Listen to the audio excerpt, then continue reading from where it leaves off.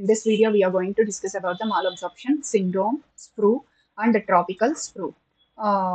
Related etiology, symptoms, treatment, and prevention with on a focus on dietary management and lifestyle practices. First of all, we'll start with the malabsorption syndrome. What is malabsorption syndrome? We all know that major part of the absorption of nutrients takes place in the small intestines, and the set of enzymes involved in this process are called disaccharides. In some conditions, generally either genetically or due to some intestinal damage, this appears to be a deficiency of some of these enzymes, which in turn leads to the malabsorption of some of the nutrients, precipitating symptoms of diarrhea, distension, and abdominal discomfort and steatorrhea. Steatorrhea means fat in stools. So mainly lacking of the disaccharides leads to some nutrients absorption. Not only this is happening here. So these are referred to as malabsorption syndromes. The term malabsorption syndrome mainly is used to describe deficit absorption to a variable degree of a number of substances such as fats, proteins, carbohydrates, vitamins, minerals, and also water. So, mainly here, absorption is impairing, means impaired absorption of the nutrients, macro and micro, both is happening here, and also nutrient deficiency is also a result. Due to this impaired absorption, nutrient deficiencies is happening, often including fat soluble vitamins A, D, E, K, B vitamin, iron, calcium, magnesium, leading to various health issues. And Sprue and tropical Sprue, these are distinct malabsorption disorders directly affecting the intestinal lining, each with unique origins, but similar devastating effects on nutrient absorption. So first we'll start with the tropical sprue, the infectious malabsorption. So tropical sprue is a chronic illness. Primarily, we may observe in this one in the inhibition and visitors to tropical observed in inhabitants and visitors to tropical and subtropical regions, particularly the Serbian, India, Southeast Asia. It is mainly linked to a chronic bacterial infection of the small intestine. So, this persistent infection lead to significant damage to the small intestine's mucosal lining, impairing its ability to absorb the nutrients. So mainly what is happening in the tropical sprue, due to the chronic bacterial infection of the small intestine, significant damage to the small intestine's mucosal lining impairs its ability to absorb the nutrients. So the exact bacterial culprits remain elusive, but research suggests a diverse range of enterotoxic bacteria contributes to the inflammatory process. Mainly, enterotoxic bacteria contributes to the inflammatory process. So, what happens due to this? Intestinal villi reduces the surface area available for absorption. So, here, due to frequent bacterial infection, significant damage of the small intestine mucosal lining is happening. In the mucosal lining, after digestion, mainly villi, they are absorbing the nutrients. So this intestinal villi, they are reducing the surface area. So that's why leading to prominent symptoms such as chronic watery diarrhea, significant weight loss, debilitating fatigue, and steatorrhea. The presence of excess fat in the stools, giving them a pale, bulky, and foul-smelling appearance, we may observe in this tropical sprue persons. And specific nutritional deficiencies are hallmark for this tropicals. Too, they are folic acid, B12, crucial for red blood cell formation and also neurological function, as well as iron and vitamin B2 is riboflavin.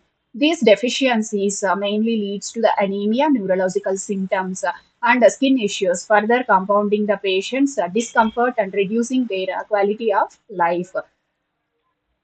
Another one is the sprue, non-tropical sprue. It is called it as the celiac disease. So versus non-tropical sprue. So non-tropical sprue versus tropical sprue. So first we'll discuss about the sprue celiac disease, an autoimmune disorder where gluten consumption triggers an immune response leading to the damage of the small intestinal villi. So here these persons are having this gluten related thing. The gluten is not digesting here. So if the persons they consume gluten containing foods, it will affect the small intestinal villi. The damage is directly linked to the gluten exposure and resolves with a strict gluten free diet. So how to treat this one? Mainly strict gluten diet. Prevalence is global through often underdiagnosed. Genetic predisposition plays a significant role. This too is mainly due to the genetic factors they are getting this condition. Diagnosis is confirmed by specific blood test for antibodies and a small bowel biopsy showing characteristic villi atrophy. Treatment involves the lifelong adherence to gluten-free diet. So gluten-free diet is the main treatment for the sprue, celiac disease. Another one is the tropical sprue. So here we already previous in the previous slide we discussed about the infectious disease, primarily caused by chronic bacterial overgrowth and subsequent mucosal injury in the small intestine. So it leads to related. It's not related to the gluten and often improves with antibiotic treatment and nutritional support. Geographically restricted to tropical and subtropical regions, suggesting an environmental trigger. Diagnosis typically involves small bowel biopsy showing less specific mucosal changes, exclusion of other causes, and also often a positive response to antibiotics.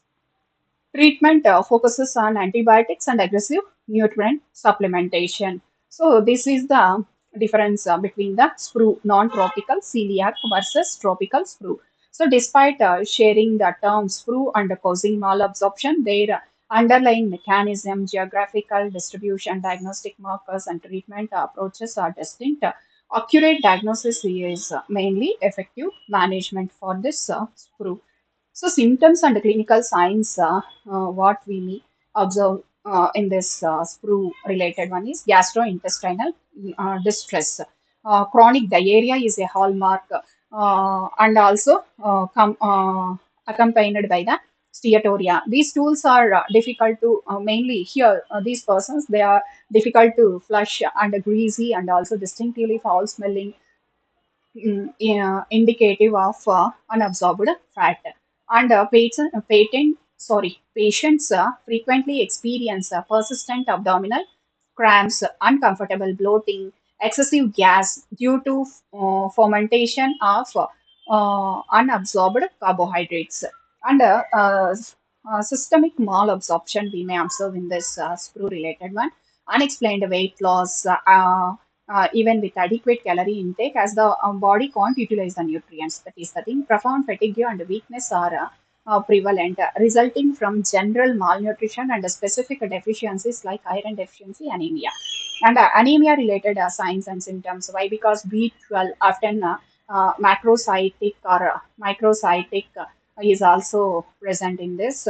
With polar shortness of birth, reduced exercise tolerance related one, neurological symptoms, tingling, numbness, cognitive impairment, all we may observe in these persons, and also oral edema manifestations, glassitis, inflammation of the tongue, stomatitis, inflammation of the mouth and lips, and angular cheilitis, cracks at the corners of the mouth are common indicating the vitamin deficiencies. Peripheral edema, swelling of ankles and legs can occur due to low protein levels.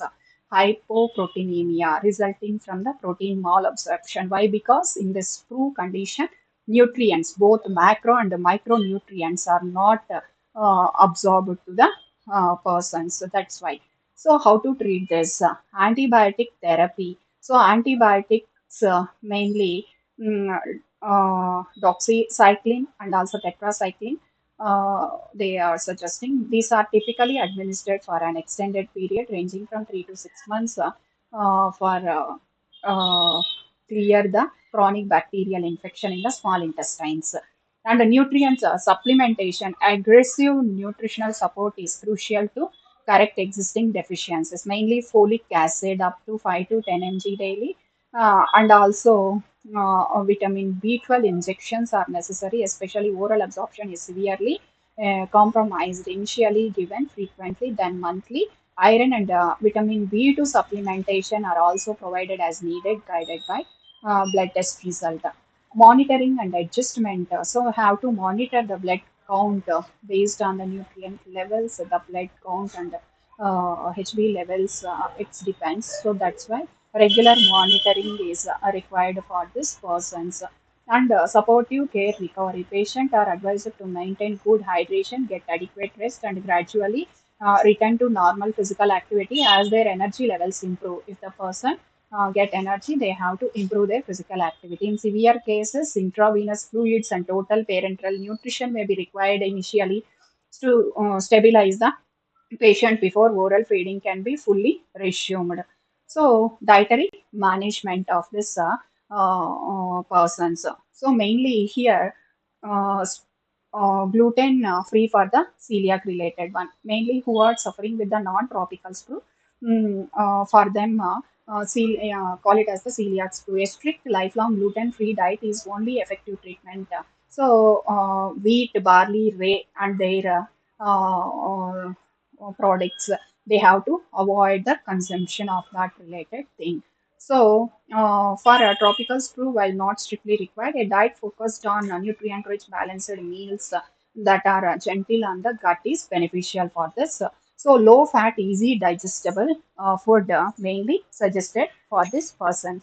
So, for both types of screw, a diet low in fat helps reduces steatoria and intestinal irritation. So, as fat malabsorption is a common issue, that's why low fat, easily digestible one have to provide. Better tolerated foods we have to include instead of raw. All foods have to provide in the cooked form. Avoid the irritants, mainly alcohol, caffeine, excessive spicy foods, deep fried or greasy items have to avoid. Why? Because which irritates the lining and worsens the condition.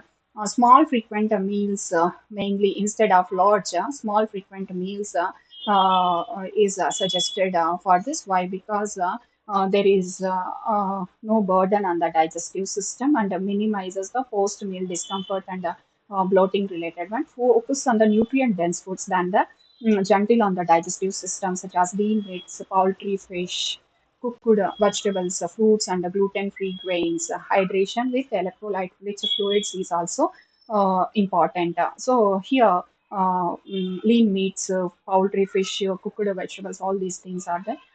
And we have to provide all this one in the cooked format, in the soft cooked form, and in the soft one instead of roasted and highly spiced form. Lifestyle practices for better outcomes.